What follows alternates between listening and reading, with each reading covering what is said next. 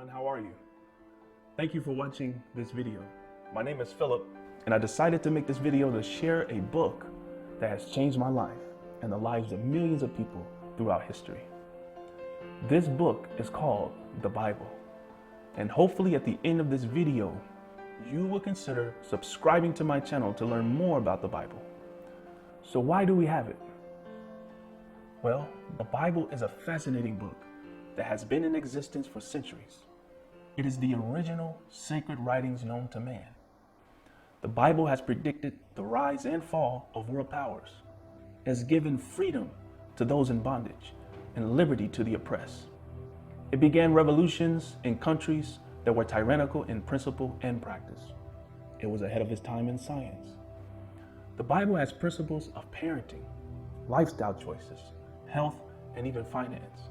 However, the most important about the Bible is that it has brought salvation to the lost. So how can anyone understand such a book? After all, some people think it's too difficult and complex to read. Some believe that you need to be a theologian or a scholar to understand it. None of those answers are even close. Here is the key to understanding the Bible as much as our finite brain can comprehend.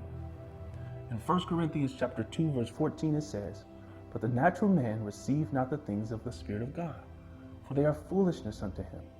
Neither can he know them, because they are spiritually discerned." Maybe you are one of those people who thinks the Bible is foolish. There was a time when I believed that.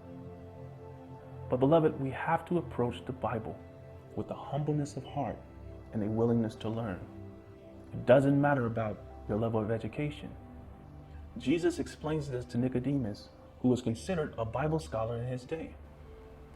In John chapter 3, verse 3 to 12, Jesus says to Nicodemus, "Verily, verily, I say unto you, except a man be born again, he cannot see the kingdom of God."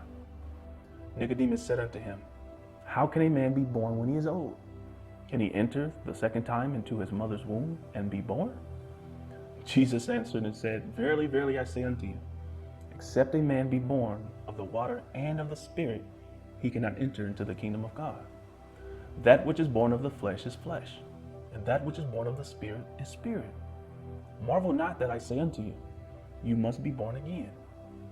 In verse 8, Jesus explains further. He says, "The wind blow where it listeth, and though you hear the sound thereof, you cannot tell where it comes or where it goes. So is everyone that is born of the Spirit." Nicodemus answered and said unto him, "How can these things be?" Jesus replied, "Are you a master, which is to say, a scholar, a master of Israel, and you know not these things? Verily, verily, I say unto you, we speak that which we do know, and testify what we have seen, and you receive not our witness. If I had told you earthly things, and you believe not, how shall you believe if I tell you heavenly things?" You see, many times the Bible will explain things in a human term, or what we can understand, to explain the heavenly. After all, if we could know everything about the Bible, then it wouldn't be much of a divinely inspired book, right?